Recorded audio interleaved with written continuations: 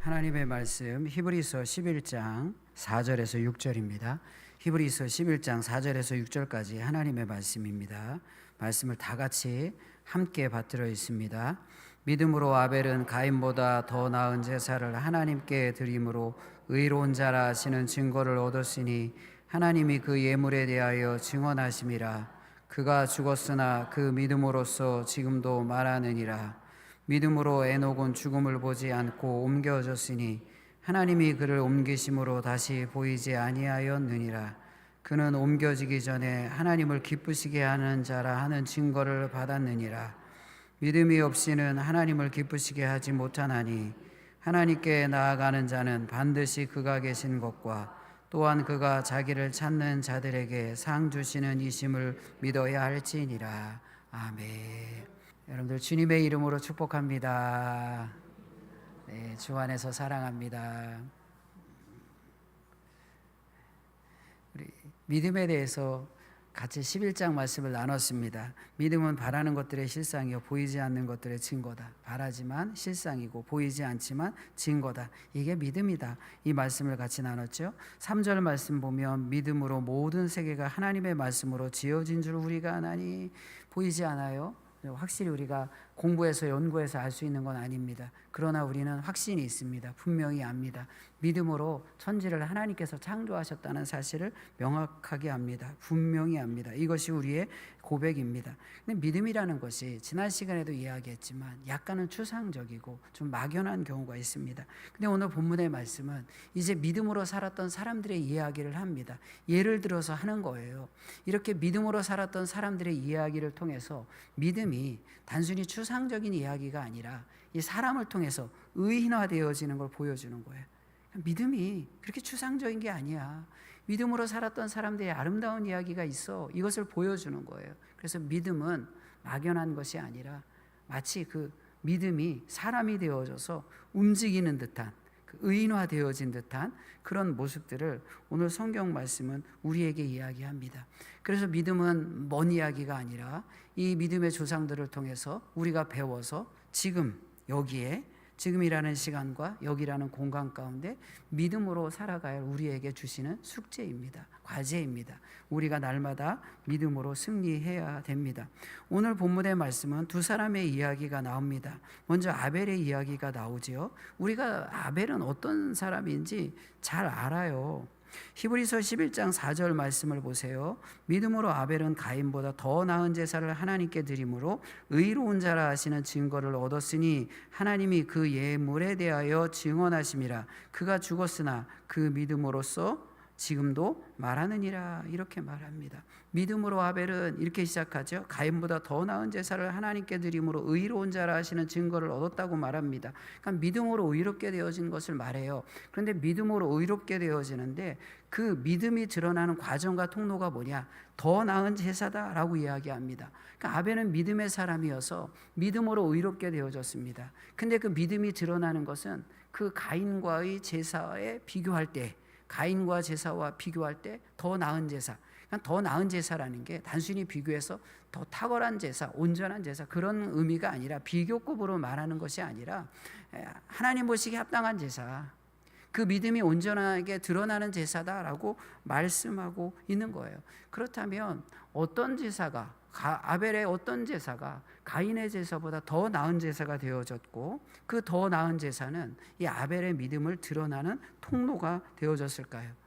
사실은 본문의 말씀을 통해서는 우리가 어떤 면이 이 아벨의 제사가 가인의 제사보다 더 나은지 명확하게 알 수는 없어요. 정보가 그렇게 많지는 않아요. 읽어드린 4절 말씀에 보면 믿음으로 아벨은 가인보다 더 나은 제사를 하나님께 드림으로 의로운 자라시는 증거를 얻었으니 이렇게만 말하지 어떤 면에서 아벨의 제사가 가인의 제사보다 더 나은 제사라고 말하는지는 명확하게 우리에게 알려주지는 않습니다. 그래서 이제 여러 가지 이제 그 이유를 찾지요. 제물의 종류가 다르기 때문에 하나님께서 아벨의 제사를 더 기쁘게 받으셨다 이렇게 말하기도 합니다. 이제 이 말씀이 나오는 이 아벨이 나오는 원래 창세기의 말씀을 한번 볼게요.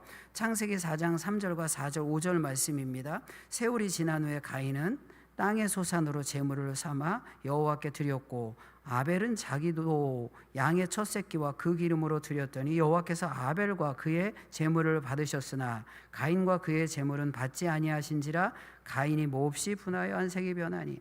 그러니까 이제 제사에 대해서 이야기하면서 아벨의 제사는 받으시고 가인의 제사는 안 받았어요. 근데 아벨과 가인의 제사의 차이를 보면 가인은 땅의 소산으로 제물을 삼아 드렸고 아벨은 양의 첫 새끼와 그 기름으로 드렸어요. 그러니까 더 나은 제사의 이유는 제물의 종류가 다르기 때문에 그렇다, 이렇게 말하기도 합니다. 아벨이 짐승의 양의 첫 새끼를 하나님 앞에 드린 것이 이게 하나님이 받으시는 제사가 되었고 곡식을 드리는 것은 하나님이 기뻐하시는 제사가 아니다, 이렇게 그 이유를 찾기도 합니다.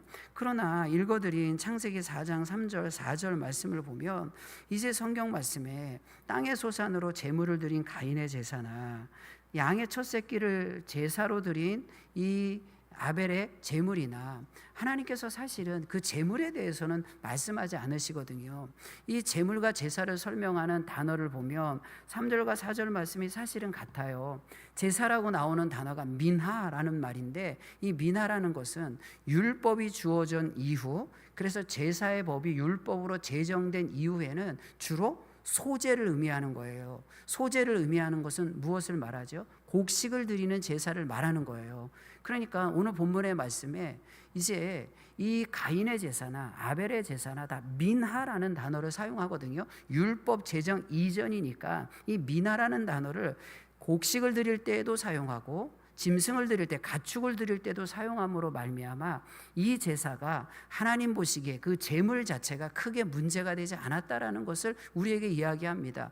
더불어 율법을 통해서도 우리가 알잖아요. 하나님은 뭐 곡식만 받으시고 아니면 가축만 받으시고 그렇게 제물의 종류를 가려 받으시지 않고 때로는 소제도 받으시고 번제도 받으시고 화목제도 받으시고 여러 가지 제물을 다 받으시는 분이란 말이에요. 그러니까 단순히 가인과 아벨의 제사의 종류, 드려지는 종류가 더 나은 제사, 더 나쁜 제사를 만든 것이 아니다라는 것을 알게 됩니다. 그렇다면 우리가 성경을 통해서 하나님께서 우리에게 주신 성경을 통해서 가인과 아벨의 제사가 어떻게 차이가 날까? 그것을 이제 우리가 성경을 통해서 사실은 찾아가야 되겠잖아요. 근데 성경 말씀을 한번 다시 보겠습니다.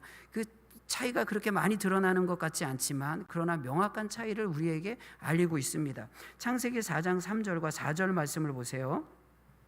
창세기 4장 3절 4절 말씀을 같이 한 목소리로 받들어 있습니다. 시작.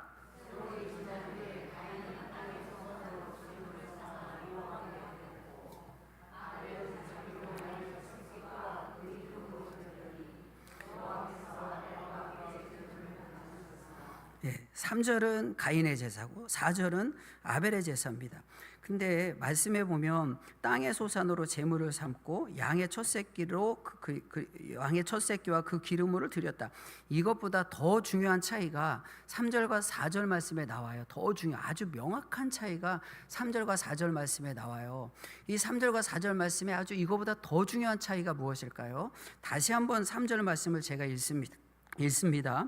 세월이 지난 후에 가인은 땅의 소산으로 제물을 삼아 여호와께 드렸고, 이렇게 말하고 4절 말씀에 보면 아벨은 자기도 양의 첫 새끼와 그 기름으로 드렸더니, 이렇게 이야기합니다. 이 더 중요한 차이는 뭐냐 하면 3절 말씀에 세월이 지난 후에 라는 말과 4절 말씀에 양의 첫 새끼와 그 기름으로, 이것이 다른 어떤 것보다 가인과 아벨의 제사를 아주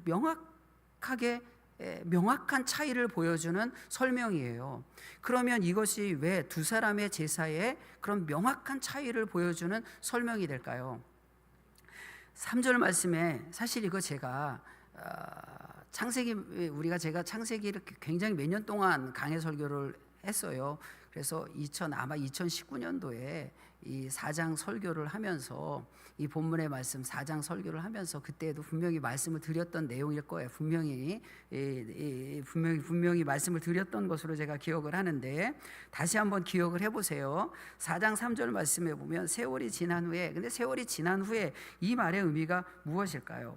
세월이 지났다라는 것은 엄밀하게 그 단어의 뜻을 살펴보면 세월이 지났다는 말은 일정 기간이 지난 후 끝을 이야기하는 거예요. 그래서 날이라는 말을 복수로 사용해서 날들의 끝 이렇게 이야기하는 거예요. 그래서 3절 말씀에서 강조점은 가인이 하나님 앞에 제사를 드리는데 끝에 드렸다, 마지막에 드렸다, 끝날 드렸다. 그것을 아주 강조해서 이야기하는 거예요. 이 단어가 성경에 사용되어질 때 날이라는 말과 끝이라는 말이 성경에 사용되어질 때는 주로 어떤 일정 기간이 흐른 그 기간의 그 끝을 이야기할 때 주로 이 단어가 사용되어지는 거예요. 이 문장이, 이 구가, 두 단어가 사용되어지는 거예요. 그래서 오늘 본문의 말씀은 끝이라는 것, 창세기 4장 3절 말씀은 끝이라는 사실을 굉장히 강조해서 이야기하는 거예요. 그런데 이거와 대조되는 4절 말씀이 나와요. 4절 말씀은 무엇입니까? 아벨의 제사, 다시 한번 4절 말씀을 보세요. 4절 말씀은 어떤 말씀입니까? 아벨은 자기도 양의 첫 새끼와 그 기름으로 드렸더니 라고 이야기합니다. 아벨의 제사는 첫 새끼를 드리는 거예요. 그래서 가인의 제사는 마지막 모든 추수를 다 마치고 끝에 드리는 것이고, 아벨의 제사는 양의 첫 새끼를 하나님 앞에 올려 드리는 거예요. 그렇다면 이것이 어떤 차이를 아주 분명하게 우리에게 보여줄까요? 단순히 어떤 순서의 문제일까요? 첫 번에 드리는 것은 하나님이 받으시는 것이고 마지막에 드리는 것은 하나님이 안 받으시는 거예요? 물론 그것도 믿음에 있어서 굉장히 중요한 작용을 합니다. 중요한 역할을 하는 거예요. 믿음을 드러내는 데 있어서 굉장히 중요한 요소입니다. 정말 우리가 믿음이 있으면 하나님 앞에 드릴 때 가장 먼저 드리고 1등으로 드리고 가장 첫째 것을 주님 앞에 드리지요. 그것이 율법이기도 하고 구약의 이야기이기도 하잖아요. 그래서 초실절에 예물을 드리고 맥주절에도 그 맥주절에도 하나님 앞에 추수가 시작되어질 때에 이제 그 보리에 그런 첫 열매를 하나님 앞에 드리잖아요. 그래서 첫 번의 것을 드린다는 것, 마지막 다 추수하고 좋은 것은 내가 다 취하고 마지막 끝에 가서 드리는 것이 아니라 가장 처음의 것을 하나님 앞에 드린다는 것은 믿음에 있어서 굉장히 중요한 것입니다. 우리가 하나님 앞에 믿음으로 산다고 하면서 하나님 앞에 드리는 것은 맨 꼴찌예요. 내가 다 쓰고 좋은 것은 다 취하고 남으면 드리고 안 남으면 못 드리고, 그것이 아니잖아요. 우리가 신앙생활은 그런 것이 아닙니다. 남아서 드리고 안 남으면 못 드리는 것이 아니라 남고 안 남고를 떠나서 가장 먼저 하나님 앞에 드리고, 그리고 나머지는 모든 것이 하나님의 것인데 나에게 사용할 수 있도록 허락하셨으니까 그 범위 내에서 감사함으로 사용하고 또 감사함으로 주님의 일을 감당하는 거예요. 그래서 순서 자체도 굉장히 중요해요. 처음 드렸느냐, 마지막에 드렸느냐, 처음 것을 드리느냐, 마지막 끝물을 드리느냐, 이 순서 자체도 굉장히 중요한 것입니다. 그러나 이렇게 순서 자체, 그러면 오늘 본문의 말씀은, 히브리서 말씀은 아벨의 믿음으로 말미암아 의롭게 되어졌는데, 그 믿음, 의로움이 드러나는, 의로움으로 인정받는 그 믿음의 과정과 통로가 제사잖아요. 그러면 첫 번째 드리면, 우리가 신앙생활 할 때 첫 번째 드리고 우선 드리고 1등으로 드리면 무조건 그렇게 기계적으로 순서에 의해서, 그런 기계적인 형식에 의해서 우리가 의롭게 되어지느냐? 그건 아니에요.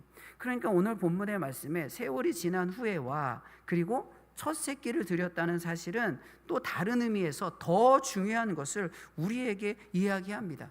그렇다면 성경 말씀을 한번 다시 보세요. 창세기 4장 3절 말씀입니다. 창세기 4장 3절 말씀. 그러니까 이게 창세기 4장 3절 말씀에 세월이 지난 후에 이렇게 이제 번역한 것은 굉장히 이게 아쉬운 번역에 조금 굉장히 성경의 의미들을 우리에게 명확하게 드러내는 번역은 사실 아니거든요. 그래서 이제 우리가 성경을 읽을 때 이 의미가 무엇인지를 명확하게 잘 이렇게 눈으로 확인하기가 좀 어렵기는 해요. 그럼 다시 한번 성경 말씀을 보세요. 창세기 4장 3절 말씀을 보십시오. 제가 4장 3절 말씀을 다시 읽을게요. 세월이 지난 후에 가인은 땅의 소산으로 제물을 삼아 여호와께 드렸고, 이렇게 말합니다. 땅의 소산으로 소산으로 제물을 삼아. 그것도 세월이 지난 후에. 땅의 소산이라는 말이 나와요. 땅의 소산이라는 말이 땅의 소산이잖아요. 토지의 소산, 땅의 소산, 그런 말이잖아요. 그래서 땅의 소산이 성경에 어떻게 등장하는지 찾아보면 이렇습니다. 최초로 땅의 소산이 창세기 4장 3절 이후에, 그 이후에 최초로 등장하는 성경 구절이 있어요. 신명기 7장 13절 말씀입니다. 이렇습니다. 곧 너를 사랑하시고 복을 주사 너를 번성하게 하시되 내게 주리라고 내 조상들에게 맹세하신 땅에서 내 소생에게 은혜를 베푸시며 내 토지 소산과 곡식과 포도주와 기름을 풍성하게 하시고 내 소와 양을 번식하게 하시리니, 이렇게 말해요. 여기에 말씀해 보면 내 토지 소산과, 토지 소산, 그러니까 창세기 4장 3절 말씀, 땅의 소산이란 말이 4장 3절 이후에 처음 나오는 것이 신명기 7장 13절 말씀인데, 거기에 토지 소산과 이런 말로 나온다고요.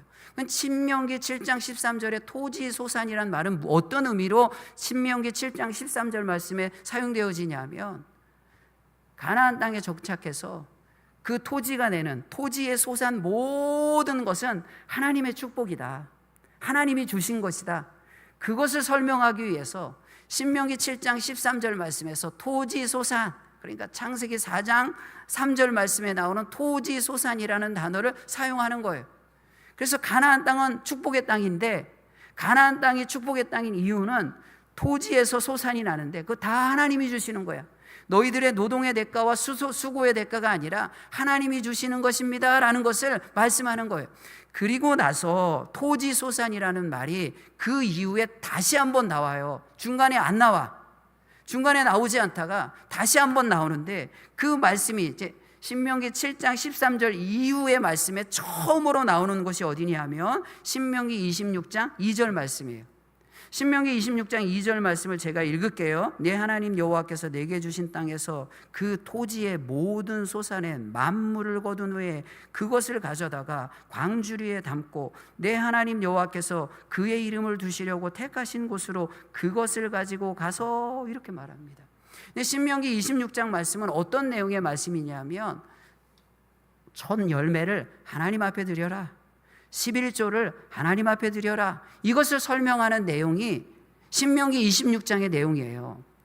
첫 열매를 하나님 앞에 드리고 11조를 드리라는 설명에서 토지의 소산 중에 만물을 하나님 앞에 드려라, 이렇게 말씀하는 거예요. 그러니까 이 말씀을 종합해 보면 무엇입니까?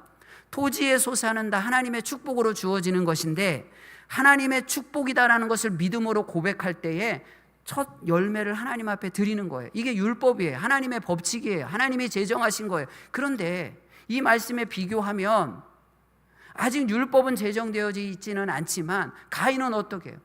토지의 소산에서 나는 것은 하나님의 은혜입니다. 하나님이 주신 거예요. 근데 가인은 어떻게 했어요? 율법은 첫 열매를 드리라고 하는데, 비록 지금은 아직은 이 가인의 시대에는 율법이 제정되어지지는 않았지만 그런 하나님의 영적인 법칙이 있는 거죠. 가장 좋은 것, 첫 열매를 주님 앞에 드리며 모든 것이 하나님의 은혜입니다. 하나님으로부터 왔습니다. 내 수고와 노동의 대가로 하나님 앞에 바치는, 이게 내가 누리는 것이 아니라 전적인 하나님의 은혜입니다. 이런 믿음의 고백을 담아서 첫 열매를 드려야 되는 거예요. 그런데 그렇지 않고 세월이 지난 후에 끝에, 마지막에 만물 가장 끝의 것을 하나님 앞에 드리는 거예요. 근데 아벨은 어때요? 가장 첫 새끼를 드렸다라고 이야기합니다. 그러면서 다시 한번 히브리서 11장 4절 말씀을 보세요. 히브리서 11장 4절 말씀, 믿음으로 아벨은 가인보다 더 나은 제사를 하나님께 드림으로 의로운 자라 하시는 증거를 얻었으니, 그러니까 믿음으로 의롭게 되어졌는데 그 과정이 통로가 제사입니다. 하나님이 그 예물에 대하여 증언하심이라. 그 예물에 대해서 증언하시는, 그 예물, 그거 너 믿음이 드러나는 예물이야, 이렇게 하나님이 증언하시는 거예요. 인정하시는 거예요. 그래서 그가 죽었으나 그 믿음으로 지금도 말하느니라. 아벨이 죽었지만 아직도 그 아벨의 믿음으로 말하고 있다. 우리에게 지금 그 아벨의 믿음이 증거되어지고 있다, 이렇게 이야기하는 거예요. 그러면 그 예물에 대하여 증언하시므라, 그 예물을 인정하는데 그 예물이 어떤 예물이라고요? 첫 새끼를 드렸다라고 이야기하잖아요. 근데 이 첫 새끼라는 게 뭐예요? 순서, 단순히 이제 순서로 1등으로 드리는 것도 중요하지만, 그러나 성경에 있어서 첫 새끼가 뭐예요? 첫 열매를 드리고 첫 새끼를 드린다는 의미가 뭐예요? 아직 율법은 없지만 이스라엘 백성들에게 하나님께서 율법을 주시면서 초실절을 지키고 맥주절을 지키며 하나님 앞에 첫 열매를 드리잖아요. 제가 맥주절 날에 이 설교를 드렸어요. 단순히 첫 열매를 드리는 것은 그냥 단순히 그 어떤 소산의 첫 번째를 드리는 것이 아니라 초실절의 의미, 6월절 이후에 이제 무교절이 시작되어지는 안식 후 첫날, 그 초실절이 시작되어진 날은 주일이고, 이 초실절의 의미는 예수 그리스도의 부활을 상징하는 것이고, 이 부활을 상징하는 이 예수 그리스도의 이 초실절을 지키는 이스라엘 백성들이 이제 맥주절에 본격적으로 추수가 시작되어지면서 하나님의 그 추수 은혜 안으로 들어가는 것을 이 맥주절의 의미를 통해서 하나님 앞에 믿음으로 고백하는 거죠. 그러니까 구약의 모든 사건들은 희미하지만 구약의 어떤 그 계시된 그 계시의 어떤 정도로 봤을 때는 그 의미가 아주 명확하지는 않지만, 분명하지는 않지만, 그래서 구약의 의미를 우리가 이해하고 확실히 깨닫기 위해서는 신약의 말씀으로 조명하여 비춰서 구약의 의미가 무엇인지를 더 온전히 이해해야 하는 그런 과정이 있어요. 그러나 우리가 이미 이제 신약의 말씀의 조명 아래 살아가기 때문에 이 구약이 의미하는 게 뭐예요? 구약에서 이렇게 희미하지만 계속해서 첫 열매를 드린다, 첫 새끼를 드렸다, 이런 것들이 계속해서 이런 구약의 이 사건들을 통해서 계속 보여주는 게 뭐예요? 이건 바로 예수 그리스도, 그러니까 첫 새끼를 드리면 내 수고와 노동으로 살지 아니하고 하나님의 은혜로 살 수밖에 없습니다.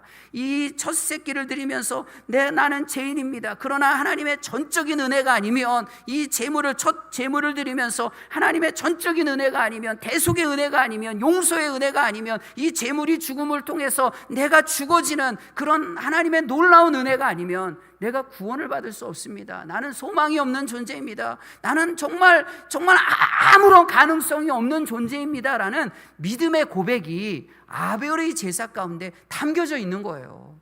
그러니까 오늘 히브리서 11장 4절 말씀에서 아벨이 믿음으로 의롭게 되어졌다. 의롭게 되어지는 것은 행위가 아니거든요. 제사라는 행위 자체가 아니라 그 제사라는 행위를 통해서 드러나는 그의 믿음인 거예요. 그러나 이 제사라는 행위를 통해서 드러나는 그의 믿음이 뭐예요? 첫 새끼를 드림으로 말미암아 그 첫 새끼를 드리는 아벨의 제사는 하나님의 은혜입니다. 더 나아가서 신약의 조명 아래 보면 오직 예수 그리스도의 은혜입니다. 그 어린 양의 마치 그 양의 첫 제물로 하나님 앞에 바쳐졌던, 6월절에 그 양으로 바쳐졌던 오직 예수 그리스도의 은혜입니다. 그런 것들이 희미하게 아벨의 믿음 가운데 제사를 통해서 반영되어지고 고백되어지고 있다는 거예요. 그러니까 우리의 믿음이 뭘까요? 믿음은 형식이 아닙니다.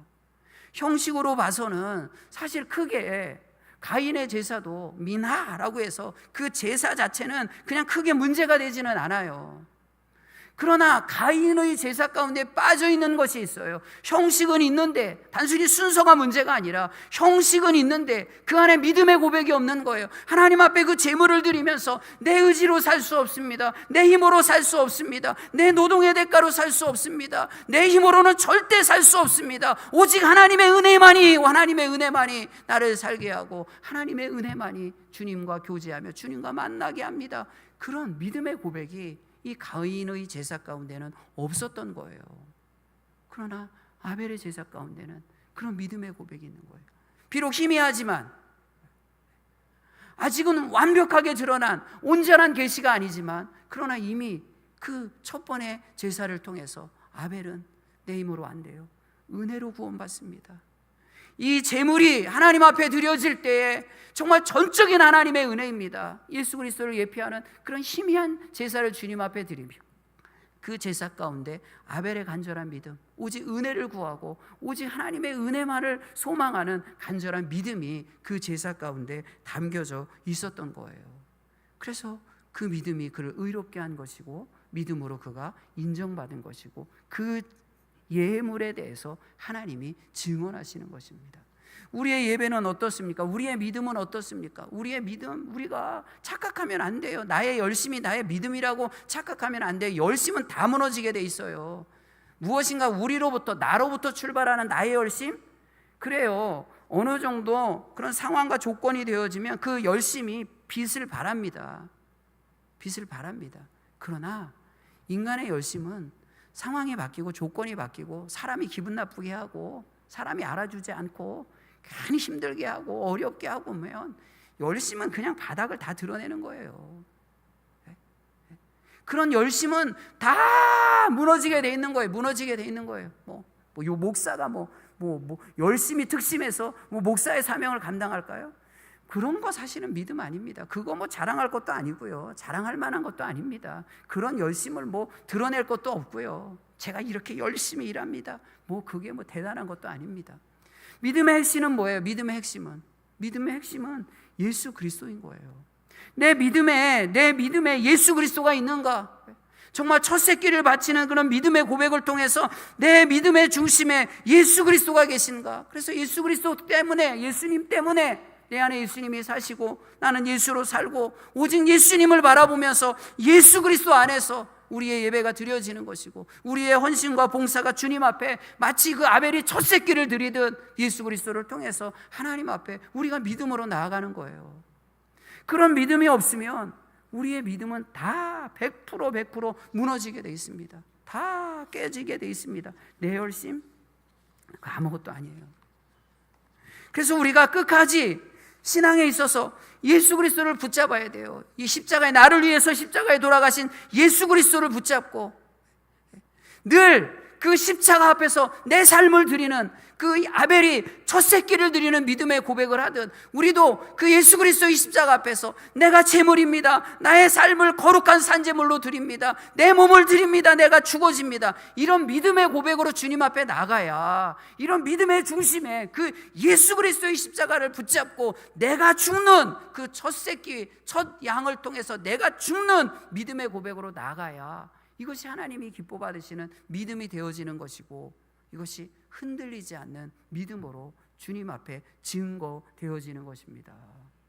그러니까 우리가 신앙생활 무엇 때문에 하는지, 우리가 무엇 때문에 신앙생활을 하는지 보세요. 무엇 때문에, 왜 신앙생활을 하는지, 무엇 때문에. 제가 무슨 책을 읽었는데 이제 사람들이 이렇게 열심히, 이게 신앙서적은 아니에요. 신앙서적은 아는데 그 저자가 이런 이야기를 하더라고요. 사람이 이제 일을 하는데 직업으로서 일하는 사람이 있고 커리어로서, 요즘엔 이렇게 직업이라는 말 쓰지 않고 커리어 이런 말 쓰잖아요. 커리어로서 자기의 어떤 경력을 더 이제 축적하고 쌓기 위해서 커리어로 일하는 사람이 있대요. 그럼 직업으로 일하는 사람과 참 커리어로 일하는 사람은 내가 지금 힘들고 어려워도 나의 커리어를 쌓는 거니까, 경력을 쌓는 거니까 내가 참고 일해야 되겠다. 이제 이런 그런 더 이제 열심히 일하죠. 근데 그것을 더 뛰어넘는 그런 사람이 있대요. 더 뛰어넘는 사람은 소명으로 일하는 거예요. 직업으로 일하는 사람과 커리어로 일하는 사람과 그걸 뛰어넘는 사람은 소명으로 일하는 거예요. 소명으로 일한다는 게 뭐예요? 믿음으로 일하는 거예요. 하나님이 부르셨으니까. 하나님이 부르셨으니까. 예수님이 나를 구원하셨으니까. 내 힘으로 안 되는데 오직 예수 그리스도의 은혜로 내가 구원받았으니까 나는 이 땅에 소명이 있어. 그 예수 그리스도를 위해서 사는 것이고 예수 그리스도를 위해서 죽는 것이고 예수 그리스도를 위해서 일하는 것이야. 그런 소명으로 일하면 그건 세상이 감당하지 못하는 거죠. 이건 신앙서적에서 나오는 이야기가 아니라 세상 일반적인 책에서 그런 이야기를 하더라고요. 그래서 이 사람이 신앙인인가? 그런 생각이 좀 들기도 했어요. 세상에서도 그런 이야기를 한다고요. 우리의 열심, 우리가 그냥 열심히 내 열심으로 제사하고 내 열심으로 봉사하고 사실 그거 다 무너집니다. 다 깨어집니다. 그냥 다 바닥을 치게 돼 있어요. 그러나 우리를 세우는 것은 나의 열심이 아니라 정말 내 안에 예수 그리스도가 중심이 되어줘야 되죠. 예수님이 있어야 됩니다. 예수님 바라봐야 합니다. 예수님의 그 십자가가 나에게 있어야 됩니다. 내가 죽고 예수 그리스도의 부활과 더불어 새 사람으로 예수님을 끝까지 붙잡고 나아가는 믿음이 있을 때 우리는 넘어지지 않고 승리할 수가 있는 거예요. 아벨의 믿음으로 하나님 앞에 인정받을 수가 있는 것입니다. 이게 진짜 믿음인 거예요. 우리의 중심의 핵심에 무엇이 있습니까? 예수님 바라보고, 순서도 물론 중요한 거죠. 세월이 지난 후에 아니고 첫 새끼를 주님 앞에 드리며 그 우리의 초실절 그 6월절의 어린 양으로 오신 예수님을 끝까지 붙잡으며 믿음으로 주님 앞에 나아가기를 축복하고 축원합니다. 하나님 감사합니다. 모든 것이 하나님의 은혜입니다. 우리가 이 땅에서 아무리 수고하고 노동하고 애쓰고 노력해도 우리의 힘으로 이룰 수 있는 것은 아무것도 없습니다. 수고와 노력으로 바벨탑을 쌓아도 하나님께서 언어를 흩으시고 그 민족들을 흩으셨을 때 아무것도 아닙니다. 그냥 제로입니다. 그러나 하나님 믿음으로 나아갈 때, 우리가 주님 바라보며 나아갈 때 우리는 정말 저 하나님의 나라 가장 영광스러운 곳, 가장 높은 곳, 그 천성을 향해 길을 잃지 않고 나아갈 수 있음을 고백합니다. 하나님, 우리의 신앙에, 우리의 믿음에, 우리의 모든 행위에 오직 믿음, 예수 그리스도 믿음, 예수 그리스도의 그 십자가가 있게 하여 주시고 끝까지 예수 그리스도만을 붙잡으며 끝까지 예수 그리스도만을 의지하며 끝까지 예수 그리스도만을 바라보며 나아가는 우리 모든 성도들이 다 되어질 수 있도록 인도하여 주시옵소서. 예수님의 이름으로 기도하옵나이다. 아멘.